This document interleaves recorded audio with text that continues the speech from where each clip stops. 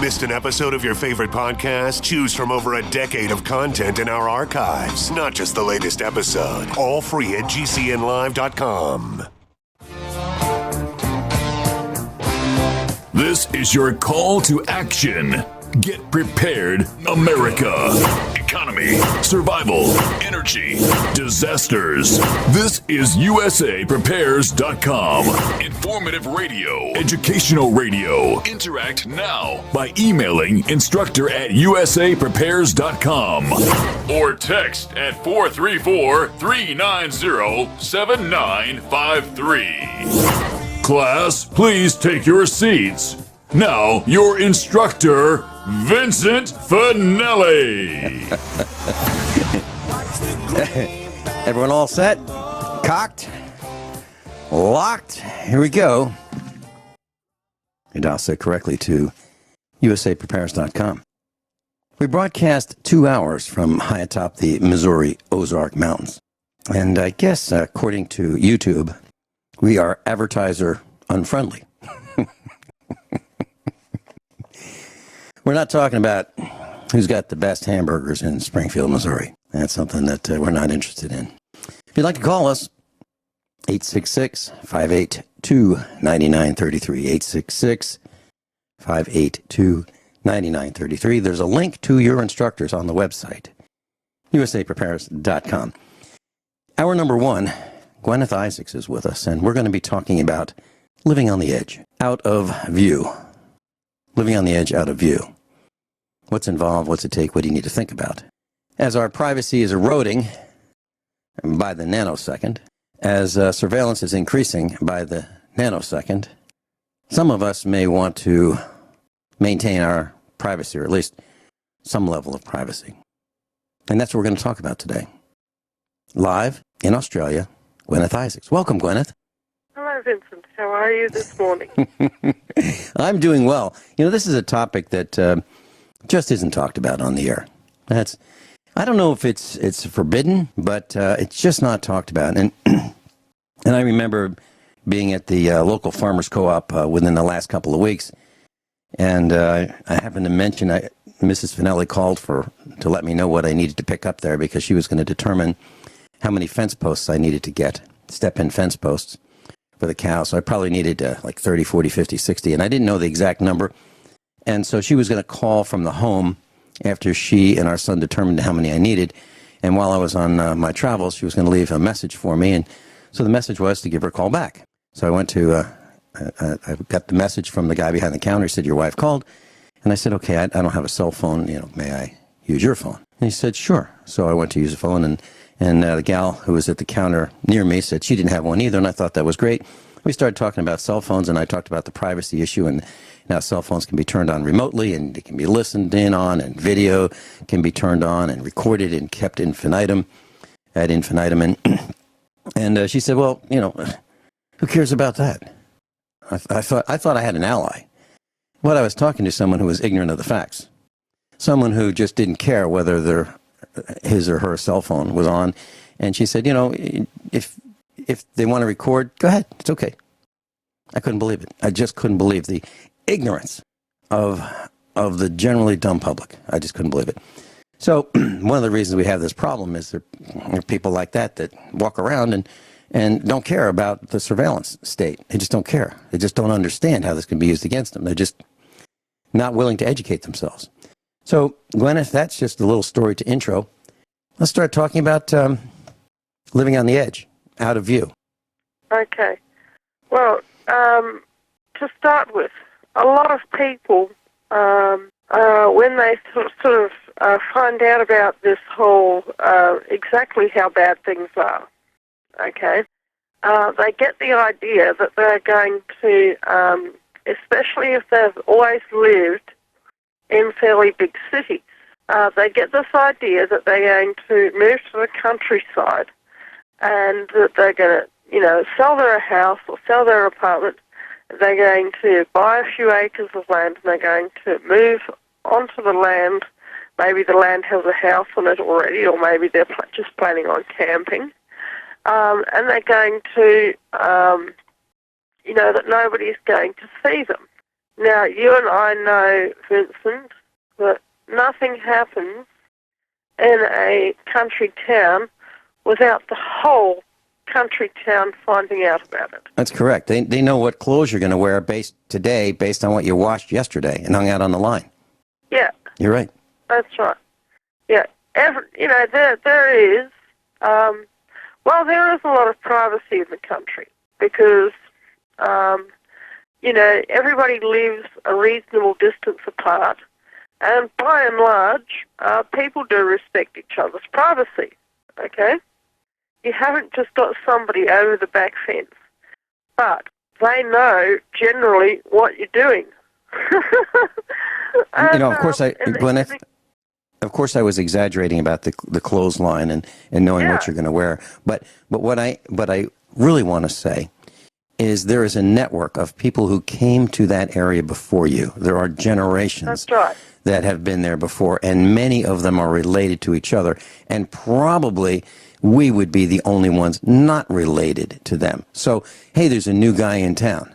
I'll tell you, everybody in our little village knew that there was a new guy moving to town. That was us. And they talked about us for years and still do talk about us. So you're absolutely right. Something similar happened probably the day or so or a couple of days after we moved here. I said, we'll go into town today to the local small town cafe and we'll just sit and have a cup of coffee for a while. And so I was sitting there in the cafe and just listening to the local gossips. And locally our place is known as Stump's Place, okay, because it's named after the couple who first built up this place many, many years ago. And their surname was Stump, okay. So all the locals know this place as Stump's Place. And, I was sitting there watching, just watching the world go by with my two children and having some relaxation. And they said, "Oh, have you heard? Somebody's bought Stump's Place." Yep. I didn't know what they were talking about. I had no idea what Stump's Place was. I had no idea that it was the patch of dirt I just bought. And I said, "Yeah, what's she like?" "Oh, some crazy hippie lady."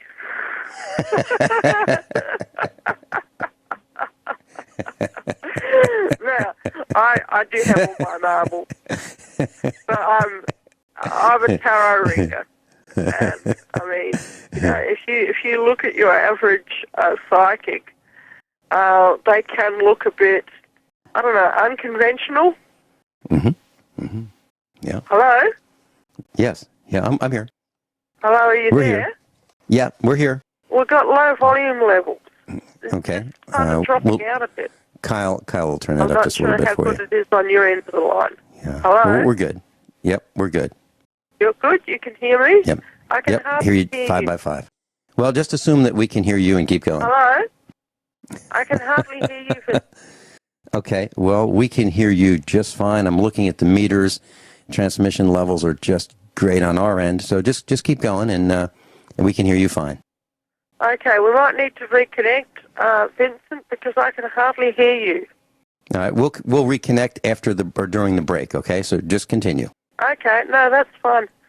So if you're going to move to a small country town type area, and that includes any farm at all, any piece of land at all, outside of any small country town, you can guarantee that they'll know that you're coming before you're coming, and they'll just know. They'll know everything about your land as well, and the entire history of it, probably back to the time when it belonged to the Aborigines.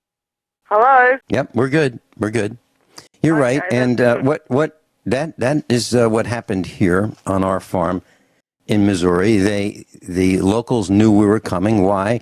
Because the real estate agent somehow mentioned to one person who is related to probably almost everybody else that, the farm was sold. Some guy from Virginia is moving. His family's moving. Well, what's he like? What are they like? What do they do?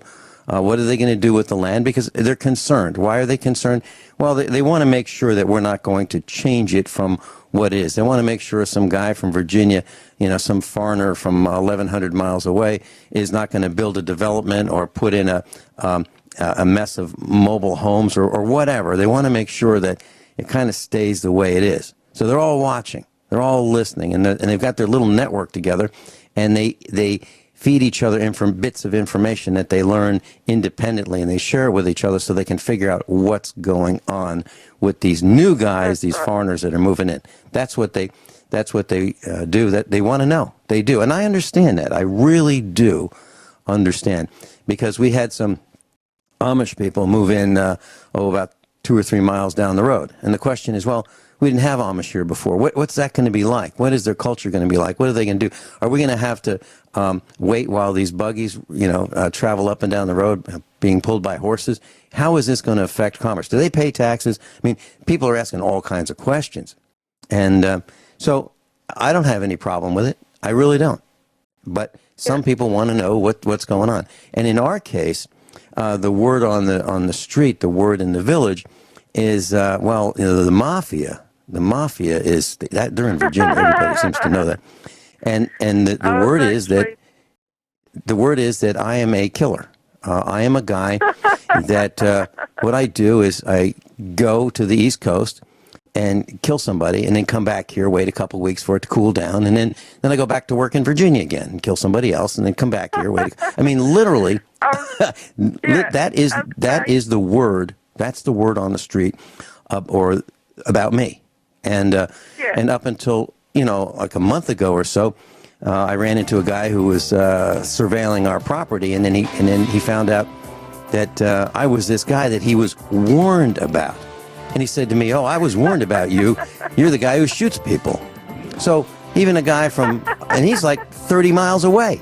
Even 30 miles away, people have heard of my reputation about killing people. It's amazing what people conjure up in their minds. Obviously, class, well, it's not true, but they think it is, and that's okay with me. We'll be right back. We're going to reconnect with Guineith.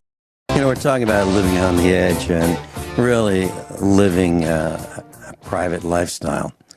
And Guineith Isaacs has brought up a really good point. If you think you're going to buy property in the country and move there and have no one know about it, it's not going to happen.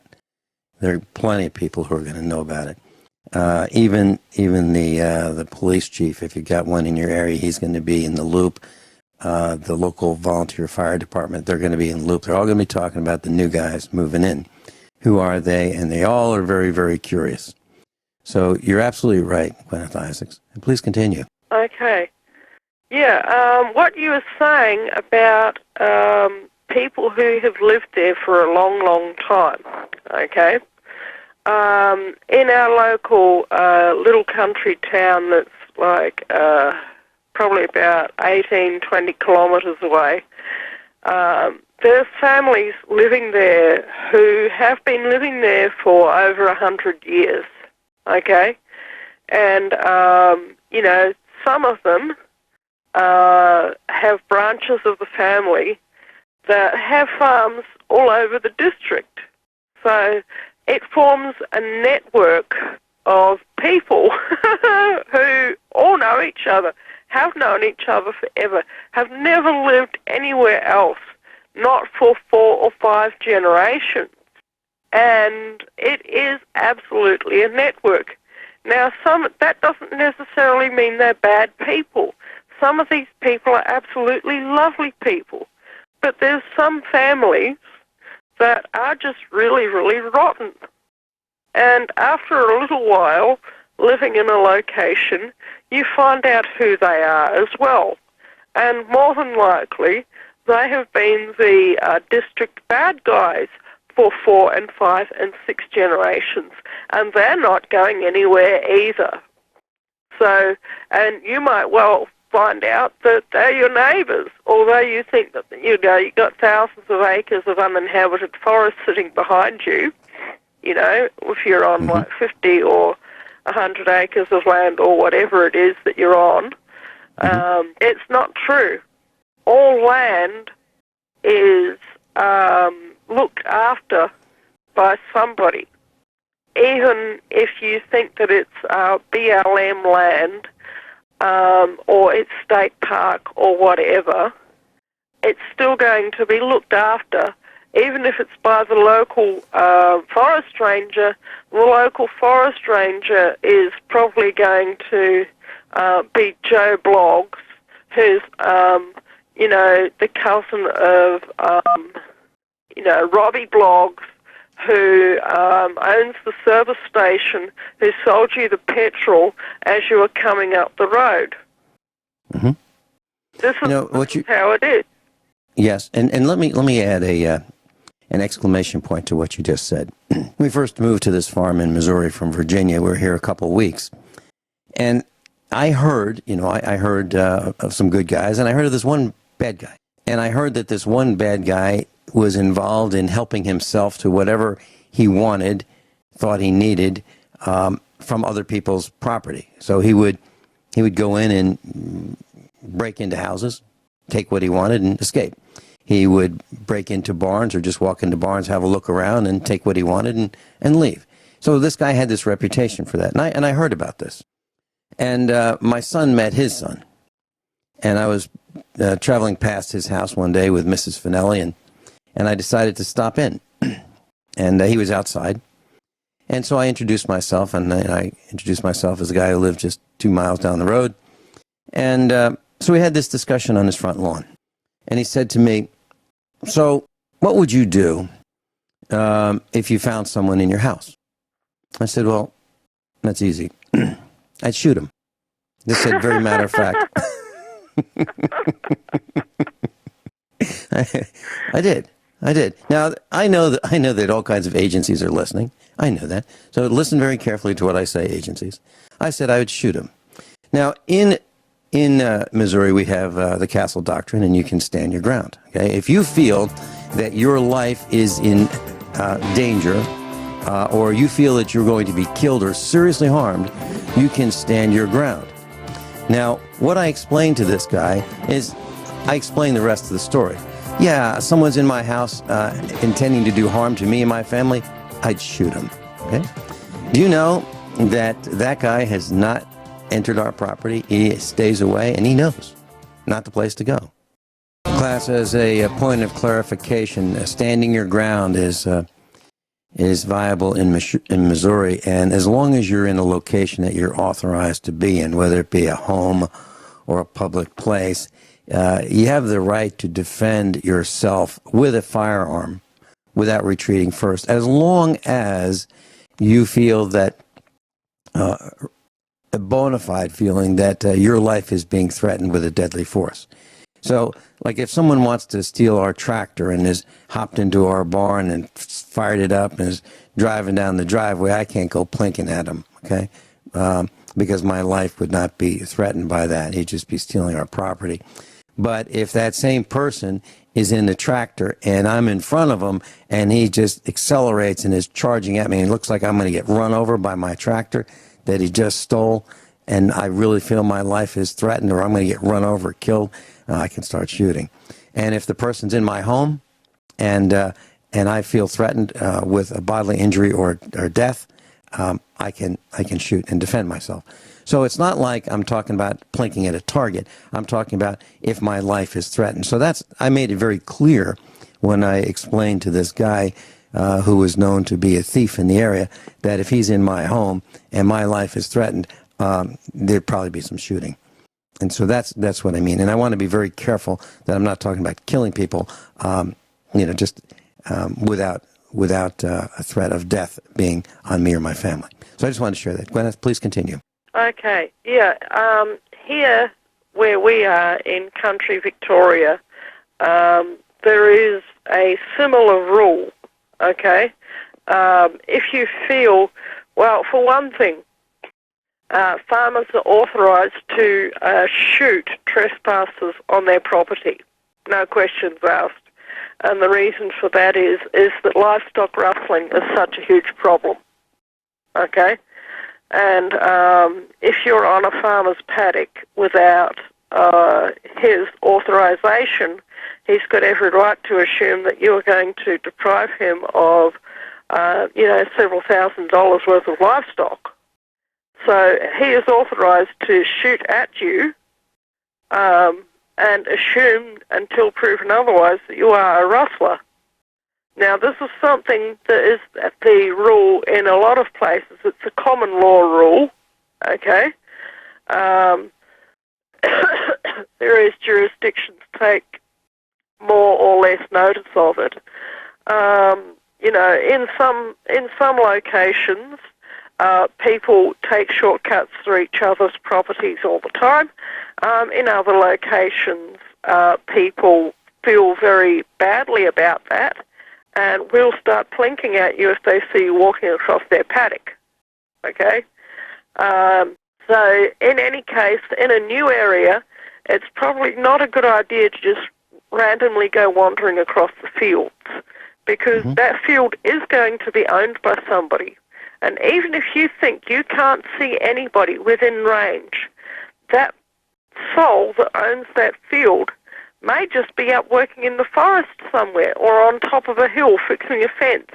And they're going to be so small and so far away, especially if you're in an area where the farms are thousands and thousands and thousands of acres. And every farmer does know where their property begins and where their property ends.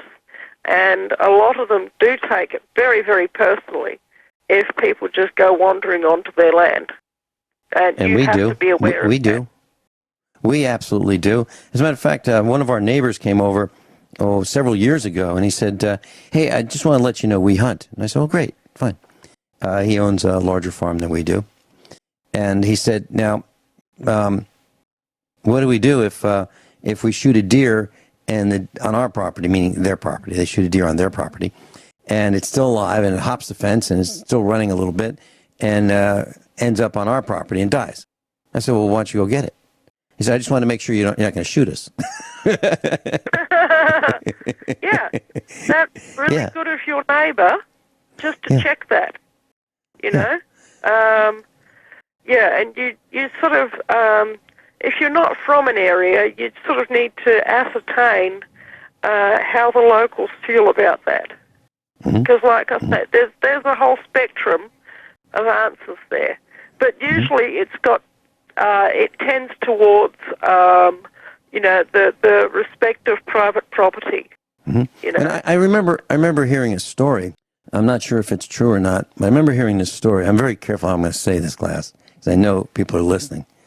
But there were some gunshots that were heard by, it might have been me and my son. We might have heard these gunshots, about 9 of them, and right on our farm. And we might have hopped on our four-wheeler and motorcycle armed to find out what was going on, because it sounded like it could have been shots on our farm. And there might have been 3 guys in camouflage hunting illegally, poaching on our farm. And they might have shot 3 turkeys. And there might have been these 3 guys ending up spread out on the road, on the dirt road, spread eagle, while they were being questioned as to why they were trespassing and killing animals. And I think one guy said, Mister, I really have to pee. And I think that guy that he was talking to said, well, go ahead, just don't move. And I heard this story, and I don't know if it's true, but it could be. It really could be. So, you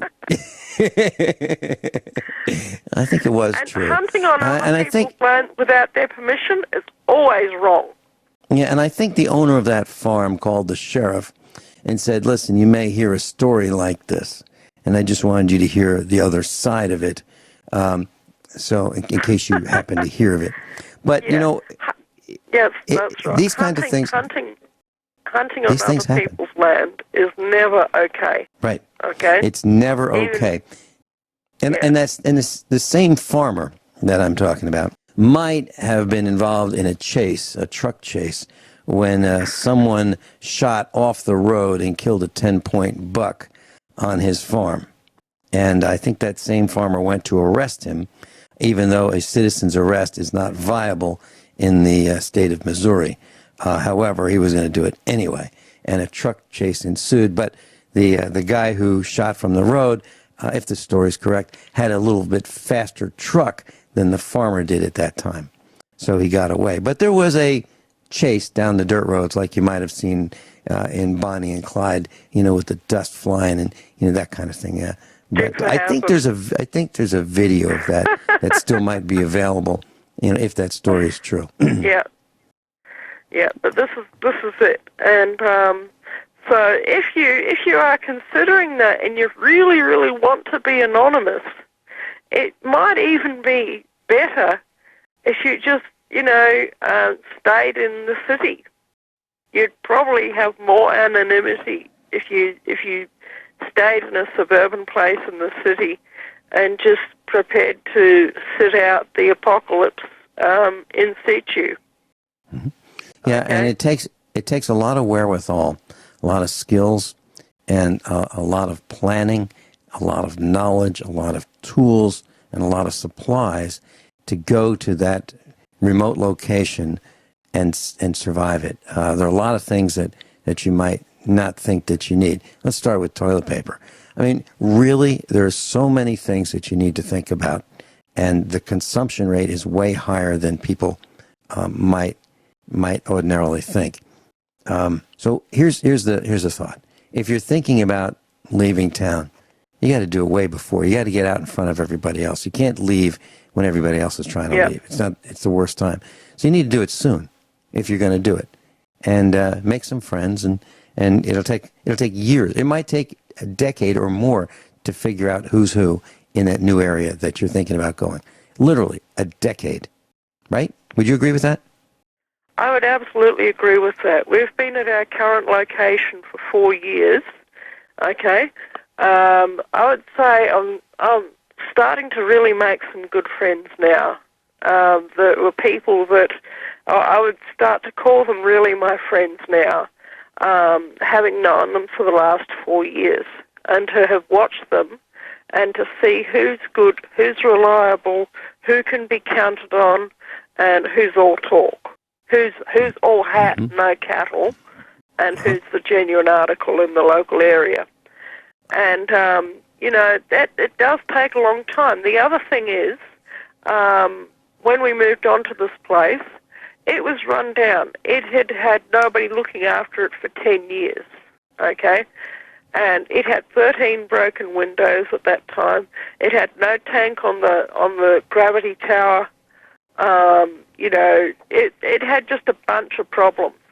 And I was looking at my garden just the other day, and I was thinking to myself, gee, this place is really starting to look beautiful 4 years later. And that's a vegetable garden, and to just realize that, hey, I'm beginning to run out of garden bed space in my vegetable garden after 4 years. And I'm going to have to move into the one that I built next door about 2 or 3 years ago, because every time you put in a veggie patch, you've got to put in a 6-foot-high fence around it. Right. Because of the kangaroos and wallabies, literally. Or otherwise they'll eat out your crop. Yep. And this is, you could replace that kangaroos and wallabies with deer, pigs, goats, other wildlife at your location. Birds. Okay?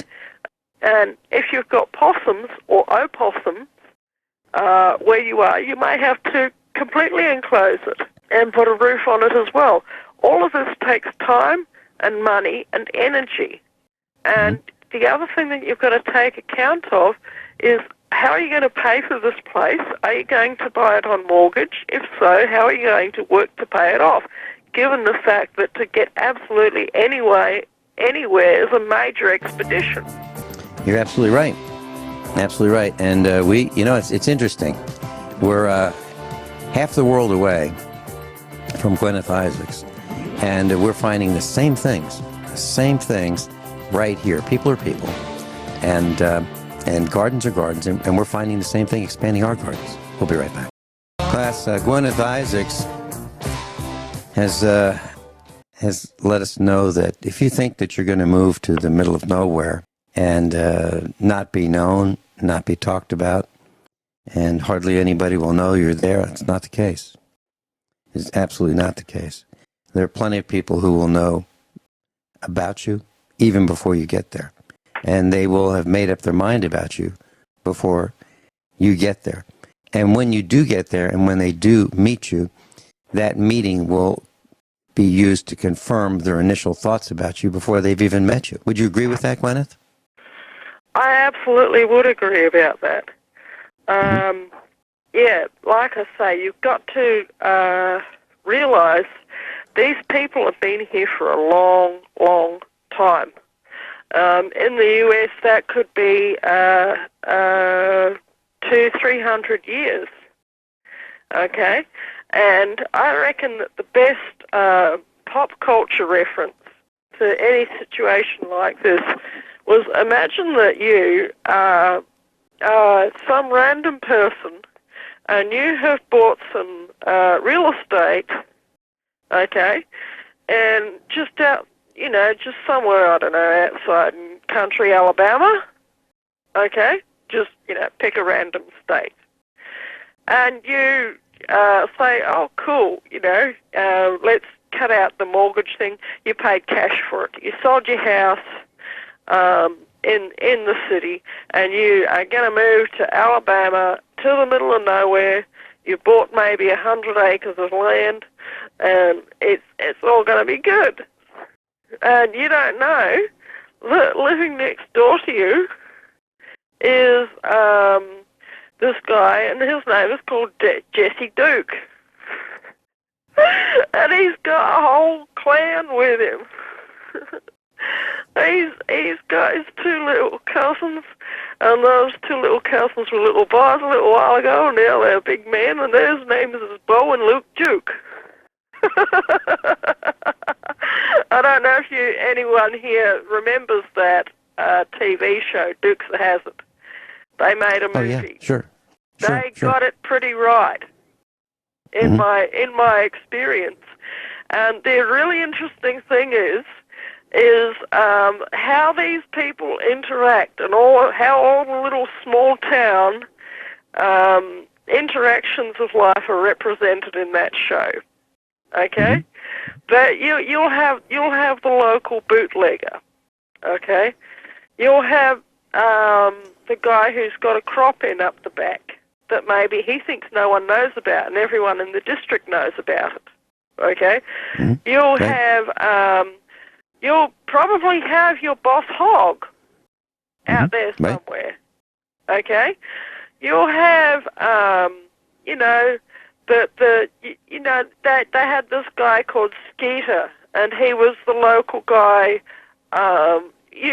for obtaining things.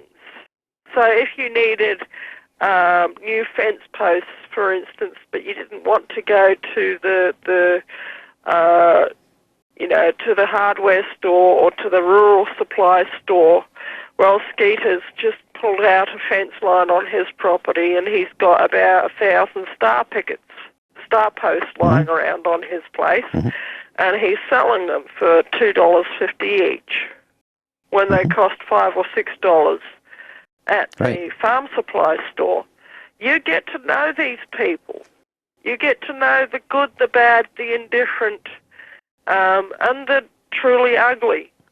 But there's only one way you can find that out, and that is by interacting in the community. You've got to move there, like I say, a long time before the apocalypse happens. Because to find out that there's somebody like the Dukes probably are not going to be the problem. Skeeter is probably not going to be the problem. Who is probably going to be the problem is Boss Hogg and Roscoe Pico. They are probably going to be your biggest problem. And that's just the truth of it. And they got that so absolutely spot on. The corrupt municipality and the corrupt blue team are probably going to be your biggest problem. And if you have the good fortune to accidentally land in one of the few areas where the blue team actually operates as a deterrent to evil and not as an extortionate racket, well, good for you. I wish I'd landed there. But otherwise, they can really make your life hell. Guineith, thank you so much for being with us today.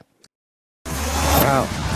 How'd that happen? You know, I just went to the GCNlive.com website.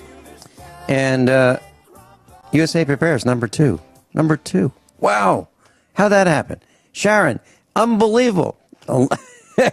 There must be a lot of people who who are interested in learning how to do it yourself pickle our produce from the summer. And I'm all excited about this.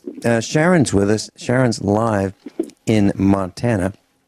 And she's a USA Prepares instructor. Got lots of information about how to live and do things for yourself. And she does. And let me just share this little story with you. So many, many, many decades ago, when I was dating Mrs. Finelli, and by the way, I met her in 4th grade, and she was just the prettiest girl in 4th grade. And she still is the prettiest girl in my mind. So when we were dating, I would take her to this Italian restaurant in the nearby town. And for $1.85, I could buy a meal for her and a meal for me. And it included a plate of spaghetti with meat sauce. It included a bowl of bread and butter that you could share. And it included a bowl of pickled green tomatoes. World class. And I've never had any since that compared to that. And I was thinking about that the other day, and I was thinking, boy, you know, it sure would be great to have Sharon on and talk about how to pickle, because I'm certain she knows how to do it. So, class, what we're going to talk about is pickling. How difficult is it? How easy is it? Do it yourself. What do you need? What supplies do you need? And how to do it successfully. How not to make some of these simple mistakes that can cause your pickles to go wrong. So, Sharon, I'm excited about this because I'm thinking about pepperoncini, and I mentioned on the air my recipe for Italian beef, which requires pepperoncini. I went to buy some, couldn't find pepperoncini anywhere at a reasonable price in the Springfield, Missouri area, and so I thought, darn it, that's it. I'll just buy the seeds, and I bought some seeds to grow some pepperoncini. I don't know if it's too late or not, but in the garden they're going to go, and I'm going to pickle them as soon as I can this season. So that's why I'm interested and excited about doing this broadcast with you, because I know you know how to do it. So where do we get started? What do we need? What equipment do we need for our own do-it-yourself pickling project? Yeah, well, of course you're going to need jars, and I would suggest canning jars because they're a little heavier. I know I talked about sometimes you can can in the older mayonnaise jars, but anyway, you want jars, the lids, little round discs, and the rings. And then you need either a canner or a very large pot because you're going to water bath them, so they need to be covered by a good inch of water. A canner has a rack in it normally, so you don't have to worry. You just stick them in the rack, and when you're done, you pull them out. If you don't, you can always just use a really large pot and put like a kitchen towel on the bottom and make sure it's covered. So you don't have to have a canner, actually. It's just a lot easier. And then you do want a jar lifter to lift the jars out of the hot water. It's very tricky to do it without. But basically, pickling is pretty simple. It's just you use vinegar with either spices and or salt and sugar, depending if you're making like dill pickles, you would just be using salt. And if you're making sweet pickles, you're going to use sugar in it and various spices. And so you do want to use non-iodized salt for sure. Otherwise, it won't harm you. It'll just look ugly. They get almost a rusty look on them if you use the wrong kind of salt. Mm-hmm. But basically, you can pickle all kinds of things. I was looking at my cookbooks, which I collect, and you can do your cucumbers, but you can actually do pumpkin or squash or watermelon or zucchini or onions and garlic. These are all things I found: okra, carrots, Brussels sprouts, cauliflower, asparagus, cherries, jalapenos, all kinds of peppers, mushrooms, and eggs. And you were talking about the green tomatoes, and I actually found a recipe for that, too. So, just about any kind of vegetable you can pickle, and you can also pickle some things like I saw cherries and pears. So I'm not sure how that would taste. I haven't done it, but I thought that was interesting. So it's not too terribly difficult. You just One of the things I was thinking about, Mrs. Finelli makes a 3, 4, or 5 bean salad, which is it's got some vinegar, and she might sweeten it up with something, and add some other spices. But what about pickling green beans? Fresh green beans that we've grown in our garden. Can you pickle them? Yeah, they do a lot. There's a lot of recipes. They call them dilly green beans.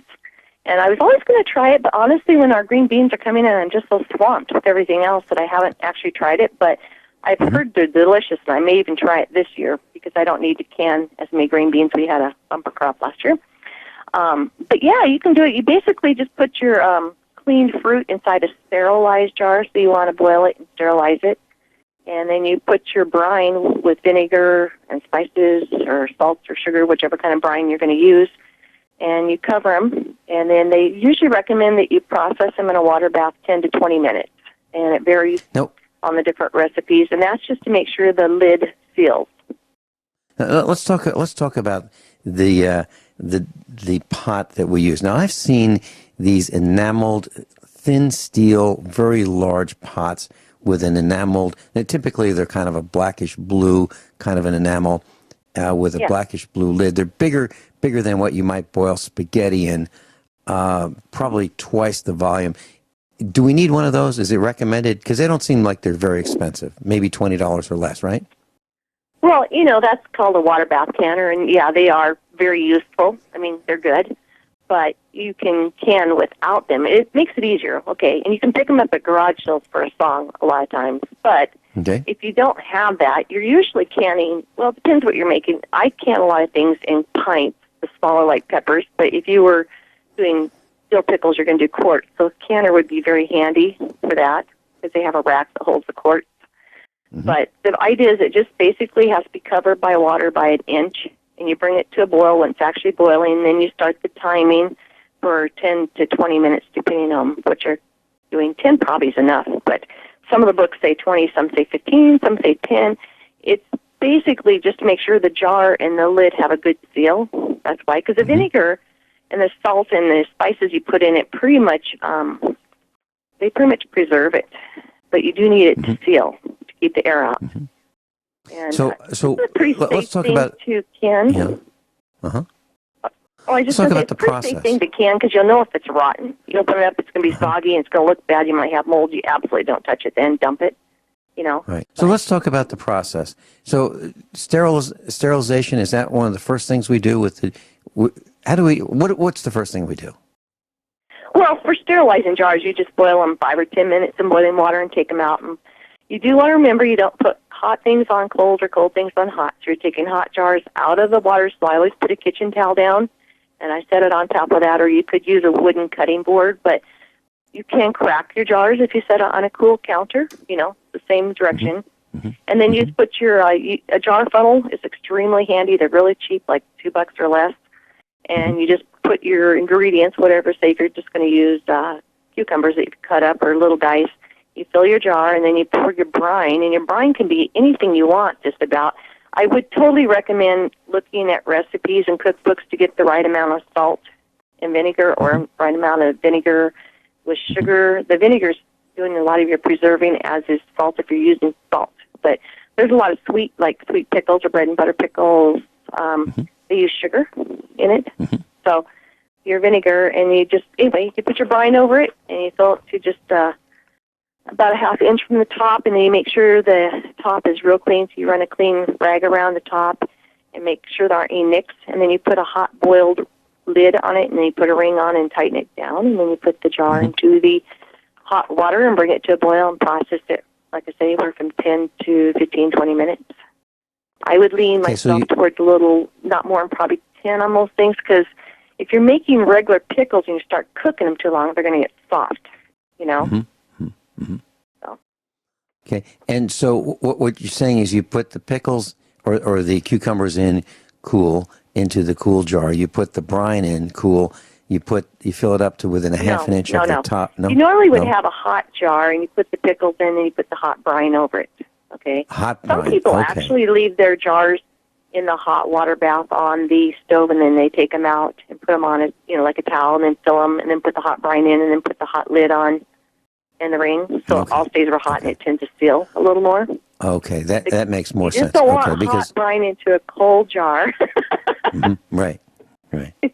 Yeah. All right. So now I understand how we're going to do this, and the purpose of putting them back in the water bath is to expand the liquid so that it forces the air out, maybe, or what is the purpose of going back into the water bath? It's basically to make sure the lid is really hot and then it seals. I've actually made dill pickles by just pouring the hot liquid in, putting a clean lid on top, which you want to make sure the rim of the jar is really clean, okay? And then sealing it down and putting heavy towels over it, and it'll seal that way too. But they do recommend that you water bath them at least 10 minutes, okay? I have been saving spaghetti sauce jars for a long time, and what I've been doing is washing them out, and I'm talking about, you could call it Prego or Francesco Rinaldi or the house brand. And it seems to me that they would work. Will they work? Can you reuse those jar lids, or do I just put nails and screws and washers in them so I can see them in the shop?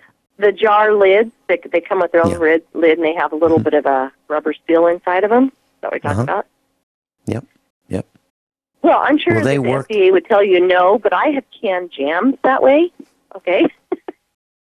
I haven't done pickles, but I would presume you could if it would pop down. You would just have to see that when you take it out and it cools off, you have to make sure it's totally cool. It should have a little bit of an indent in the lid at the top, just when it pops down. And if it did that, then it's probably sealed and it's probably fine.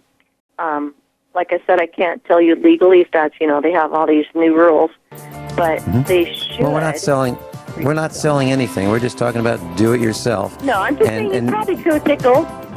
Something like pickles, it's a water bath. It's not likely, you'll know it's bad. You're not going to eat it. It's got mold or stem or look icky, Yeah. So. Yeah. We're talking about pickling. Sharon's with us, and she's in Montana. She's done it. She's, I'm sure, a great cook. And we're going to talk more about do-it-yourself pickling when we come back. Talking about something that I'm really looking forward to doing with our garden yield this summer. I'm interested in pickling pepperoncini, and I'll come up with a recipe and I'll share that with you. Of course, I'm interested in pickling beans and green tomatoes. Sharon's with us. So Sharon, we talked about this brine, and so what is it, and what is the ratio of what goes into the brine? How do we make it? I was just looking at that because I kind of made a couple of notes.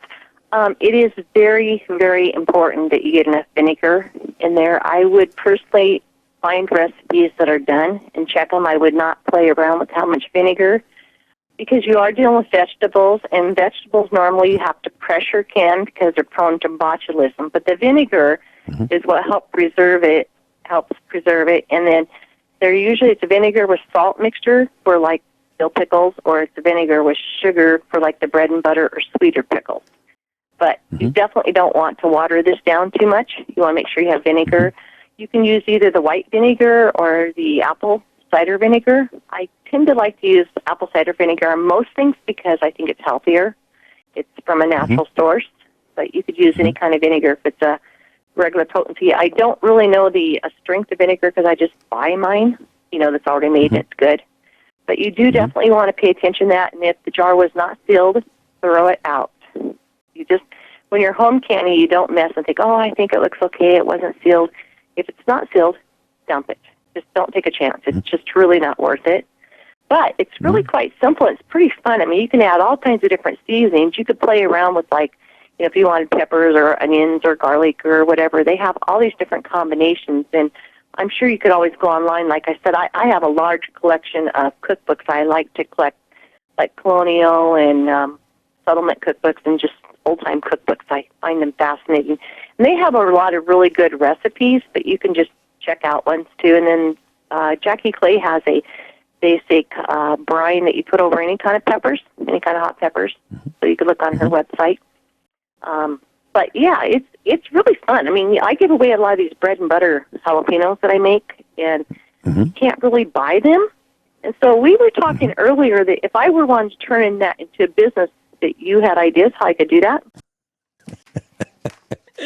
I got to chuckle because I've got turn your pickling into a business. Yes, that's very easy to do. And we'll talk about that. I'm looking at a story right in front of me, and it's from the Minnesota Society of Certified Public Accountants. And it's a list of deductions that absolutely will not fly, according to their website. Things that these are certified public accountants, and they say, don't do this because the IRS will beat you up. And I'm here to say they're wrong. They're absolutely wrong. So I'll tell you about this. So they say that, you can't have a hunting property. If you think you can deduct your hunting property, you can't. Well, there are ways you can. And they say that you cannot claim your family pet. No matter how ferocious your pooch may be, it's not deductible as a security expense unless you have a legitimate junkyard dog. This is a quote from them. That means no food, vet visits, leather paw covers will work as deductions. Also, pets cannot be claimed as dependents.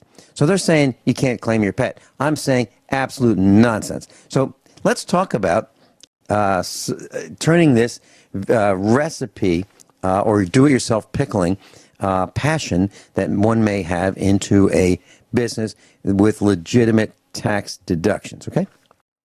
I used to teach a seminar. I'd go travel around the country at preparedness expos and teach a seminar on how to do this. How I might do this, okay? And let me put out a disclaimer here. If you are not willing to be audited, don't do this. If you keep records of what you do and why you do it, and you feel that what you're doing is legitimate, this may work for you. I know it works for other people. And I'm not going to say exactly whether I do this or not. But you can read between the lines, class, because I know the other team is listening. And I've been audited many, many, many, many times. Just got through defeating the state of Missouri on a sales tax allegation that they had. They wanted $100,000 from us a few weeks ago. We beat them, okay? Because we were right, okay? I used their rules to the best of my ability. So I'm going to talk about that when we come back, turning this pickling passion into a business, a legitimate business that would have tax deductions that you can use to pursue your passion as a business. And it's workable. We'll be right back. Thank you for asking, Sharon. Okay, so Sharon asked a question about turning this into a business. Now, class, disclaimer here. I am not giving tax advice. I am not an accountant. I'm not a CPA. I have a master's degree in finance and economics, but I've learned a lot over the years, and I've been preparing our taxes for decades. Okay, I do it the hard way. I learned the rules. I learned their rules. So I apply their rules. Now, what I am going to say is going to be very controversial. Okay? I recommend that you do your own research and don't believe a single thing I say. Neil Bortz used to say that when he was on the air. Don't believe anything he says. Well, don't believe anything I say. Do your own research. And here we go. So the way this works is, let's say, and I'm just going to pick a number, $1,000. So let's say you earn $1,000 at your job, but you've got this passion for pickling. And if you spend $100 on your business, which is your passion, you're now going to be taxed on $900 worth of income instead of $1,000. So now you've lowered your taxable income. If you spend $200 on your business, you're going to be taxed on $800 instead of $1,000. So you're going to pay less in tax. And the plan is that if you can convert your passion into your business, you won't be working. You're going to be having fun. And who has fun? Vin Finelli has fun. Vin Finelli has turned his passion into a business. I'm a farmer. I love what I do. I'm a broadcaster. I love what I do. Everything I can feel, see, reach, and touch in this studio, including the microphone, the telephone, the mixer, the keyboards, the computers, all this stuff, it's not mine. It's the business's, okay? I use it for the business. Would I need it if I didn't have the business? Absolutely not. So my passion has become my business, or businesses, which is USA Prepares and also the farm. So here we go. So Sharon wants to convert or make her pickling passion into a business. So if you love what you're doing, this will be a lot of fun. So Sharon decides that she's going to start this business. So how does she do it? She just says, Sharon, we just started a business. Now she's in business. Okay? It's as simple as that. Do you need to file with anybody? Absolutely not. Now, they may make it more difficult and say you didn't get your business license, but let's say your business model is you're going to start this recipe business and teach people how to pickle pickles and pickle produce, and your business model is to, let's give away the recipe, let's build a base of email addresses so that we can send out our newsletter. Eventually, we'll charge for that. The plan is to charge for it in a year or two. But let's get running with a base of people who are interested in following. So we decide we're going to set up our website. So you go to Bluehost or something like that, and you spend $5 a month, and now you have your web provider, and you start learning about how to download the tools to WordPress or whatever you want to use, and you start banging out your blog or your website. Now, that website cost is a tax deduction, okay, $5 a month. Well, what about the computer? Did you have one? Well, if you have one and you want to sell it to your business at a arm's length transaction price, let's say it's worth $200, and you sell your computer to your business, now you have a $200 expense for that computer that you just bought from your personal possession to your business. Can you do that? Of course. Of course you can.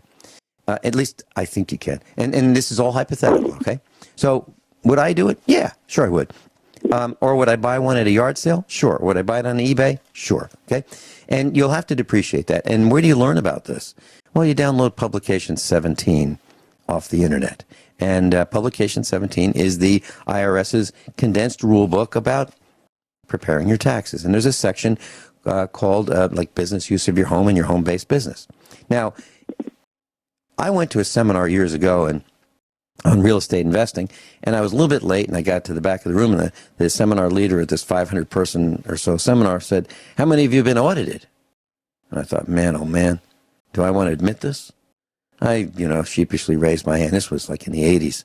And the guy said, the rest of you are paying too much in taxes. Well, he's absolutely right. So if you're not willing to stand your ground with the IRS and being audited, don't do this. But if you take meticulous notes, read the book, Publication 17, and you want to pay less in taxes and have your own business, this is the way to do it. So here's a question I asked of all the people who have been in my seminars about how to pay taxes like Donald Trump. Okay, the question is, how many of you prepare your own taxes? Sharon, what would you think if I asked that question of, let's say, 150 people in a room? How many people prepare their own taxes? What would you think would be the answer? Do you have an idea? I would suggest maybe one. Mm-hmm. You're pretty close. Two. It depends. You're very close. Whether they just have a straight job, if they have anything extra or want to write off stuff, I bet they go and have it done. Mm-hmm. That's exactly right. And so very, very few, the answer is very few prepare their own taxes. Then the next question I asked them is, how much does it cost to have someone prepare your taxes? And I got numbers from, a couple $100 to thousands and thousands of dollars, like $6,000 to $9,000. I'm absolutely stunned. So the next question I ask is, so who does your taxes? And it's always the same answer. It doesn't matter whether it's Alabama, Indiana, Missouri, Tennessee. It doesn't matter where I ask this question. It's always the same answer. Well, he's a really good guy. He's a really good guy, and he knows everything about taxes. Okay, great. Well, do you know this guy? Well, not really. So let me see if I got this right. So you're going to have a guy. You're going to pay him more than a couple $100 to prepare your taxes. You hardly know him. You're going to entrust that person with your deepest financial secrets, and you're going to let that guy open your wallet and tell you how much to pay the IRS. Is that right? And you know what they do now? A lot is TurboTax. They just go on and they get their money back right away. Yep. Yeah. Okay. Well, that'll cost about $100. And I've used TurboTax many years ago. No longer will I use it. I write by hand on the forms our returns, and I put notes on them. And I don't let it calculate for me because I want to calculate everything myself to see how these algorithms work. And I will agonize over the tax return to make sure that I pay the absolute least that I have to. And I always win. I always win because I use their rules. I don't cheat. I use their rules. Now here's how it works. if you're willing to be audited, and it's no big deal, all you have to do is prove what you just put on paper. And I write all kinds of notes in the margin. It looks like I'm preparing for a test, and I am. I am preparing for a test. I write all kinds of notes. So when the auditor says, Mr. Finelli, why did you deduct this? I say, hold on, turn it sideways. Oh, yeah, here it is, right here. Here's why I deducted that. Because it says in your book, which I have with me, publication 17, which I printed out, it says right here that this is what I can do. And this is why I did what I did, because it says I can do it. Now, here are the, cutting to the chase, Sharon. You have to do your own taxes. You have to read publication 17. It's going to take about 35 pages of reading, but everyone who is interested in saving, and if you do this class, you'll save at least $1,000 just by listening to this broadcast. If you do your own taxes, you'll save at least $1,000 every year from now on. Okay? Now, here's why. I used to have a computer manufacturing business. I used to be a computer consultant, and I used to have lots of customers of all kinds of walks of life. Hospitals, cement companies, schools, every kind of business you could think of, including tax preparation businesses. And I saw how they worked. And here's what happens. A tax preparer is someone who is issued a tax preparer number by the IRS. So and I'm going to use the name Connie. That's the name I use when I teach the seminar. So Connie has a tax preparer business in a small hamlet. Let's say there's several thousand people live in the area. So she does taxes. Everybody knows Connie because she's the best. So they go to Connie, and her tax number issued by the IRS is 1234. So when she prepares your taxes, charges you a few $100s to do it, it says 1234. That's Connie. Now, Connie is known in the village. Everybody loves her. She's a great gal. And she does your taxes. But here's the question. So Sharon, you're at the hairdresser, and you're sitting down, and Mary sits down next to you and says, "Hey, Sharon, how's it going?" Well, it was okay, but we're getting audited. So now the next question is, it's always the same question: who did your taxes? Mm-hmm. Connie. Connie did it. Oh no, she did ours. So now we're all in trouble because Connie did our taxes. You got audited. Now it's going to be a domino effect. We're all going to get audited. And that's the truth. That's what happens. So when the IRS goes after one person that's had their taxes prepared by Connie, they go after a bunch of them. Let's see what else Connie did. Okay? So now it's Connie's fault because Connie is pushing the limits of deductions. So Connie, for her own self-preservation, is not interested in pushing the limits of what she can deduct. Like the dog and the cat. Well, if you want to pay the least amount in taxes, you're going to have to take it to the limit. Now, here's what I say in the seminar. Security system. So you've got this business, and I know I'm all over the map here. I'm trying to give some concepts. So you've got this business, and you're concerned about your security. Now, I have a home-based business, and I'm concerned about my security. I have a dog. Well, I've got 4 dogs. I used to have 5. Well, are they deductible? Well, it depends. Do I need them for the business? You bet I need them for the business. I need these dogs to protect our farm from predators. Okay, we have all kinds of predators. We have opossum that will go into the barn and will chew up the electrical wiring on our farm equipment. I can't stand that. That's a risk I can't allow. So I have dogs that will patrol the farm. Okay, well, they have to eat. Is the dog food deductible? Of course it is, in my opinion, because it's part of our security system.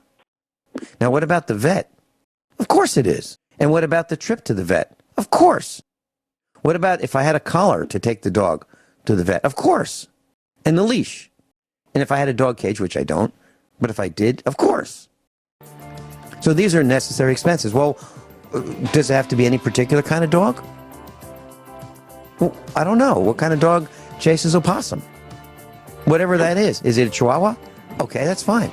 What if it's a German Shepherd? Okay. Who makes that decision? I do. Because I'm in the business. It's my business. Can I make a mistake? Of course. Make them all the time. We'll be right back. Okay, class. If we hadn't gotten in trouble before, this little class ought to do it. Sharon asked me about a pickling business. So here's the assumption. The plan is that Sharon's going to start this business, and her desire is to write the book. To write the book on do-it-yourself pickling. And she's going to garner some email addresses and build a base of fans on the internet and in person who are interested in this passion of hers, which is pickling, and people want to do it. And so they're going to either want to buy her ebook or her printed book, or they're going to subscribe to her blog. But there'll be some kind of revenue that is desired in the future, but not right this minute. Okay, the idea is to get this thing rolling and then maybe charge for it later, whether it be a book or in print or an ebook. So, do you have to make a profit? The answer is no. Do you have to try to make a profit for your business? The answer is yes. So the plan is that you want to make a profit, but not everybody's able to do it. How many restaurants go out of business, right away? Most of them. 1 out of 6 may survive. So the idea is you want to have a profit, and your desire is to have a profit, and this is a viable business model with the recipes for pickling. So here are some things that I wrote would be tax deductible. So you're going to have some supplies, and we're going to have the canning equipment. We're going to have the brine materials, the vinegar. All those are deductible because we're experimenting with recipes and we're writing them down. And we're trying to get the ultimate best recipe. And of course, the website at $5 a month to start, and for the blog and the computer that you're going to need to buy, or the one that you've sold from your maybe your husband had one, he sold it to your business at an arm's length transaction price. And then you need that desk, and if you buy it at a yard sale, or that's deductible through depreciation. And then your calculator, your paper, your pens, the blotter on your desk, the chair for your desk, the light, the lamp, the light bulbs. All of those things are tax deductible. And if you need tech support from somebody and you have to pay them, that's tax deductible. And then, of course, you're going to have your garden. Now, your garden and the garden tools, if you're going to use concrete blocks around your raised bed, they're deductible as well. The garden tools, the hoe, the shovel, the rake, all those things are deductible. The rototiller, that's depreciable. Your garden fence, the fence to keep out the kangaroos or the wallaby or the deer or the chickens, those are all tax deductible, including the seeds and the started plants. Now, if you want to take pictures and put pictures on your website so you can say, this is what the plant started like, this is how they grew, here's me cutting them up, here's the pickling process, those are all deductible or depreciable as well. So now you have a business that needs certain tools in order to run your business, but they may be the same kind of things that you want anyway. So if you can convert your passion into your business, now you have a bunch of tax deductions, and you can not evade taxes, but you can avoid paying taxes legally because you're in the business. Does this sort of help with? Well, that's the plan. So the plan is to reduce your taxable income legally and above board and according to tax code. And it's all viable and it all makes sense. So it can be any business. It can, if your passion is fly fishing, you could do the same thing with fishing flies and fishing rods and fishing line. Now, let me just take you to the extreme. So let's say you go to Walmart and you're going food shopping. And while you're there, you decide that you're going to get some brine materials for your business. Is that tax deductible? The answer is no. However, if you decide you're going to Walmart to get some brine for your business, and then while you're there, you go, you know what? I'm already here. I'm going to get some. I'm going to get some other things I need. Yeah. Well, it's the intent. Okay. So if you have planned to go there to get the materials for your business, then it's a tax deductible at X amount of cents per mile, and it's over 50 cents per mile. And then what about the vet? So let's say you go to Walmart and for chop meat or something, that's not tax deductible, and then you go to the vet. Well, why don't you make the plan to go to the vet to take care of your security systems needs, and then go get the materials for your pickling business, and while you're there, maybe get the chop meat. Okay? So it's all about intent and in writing it down and documenting. So to cut to the chase, I hope our class has been able to use our imaginations collectively, read between the lines, download Publication 17. great question. And Sharon, as much as I love talking to you on the phone, I wouldn't know you if it weren't for the business.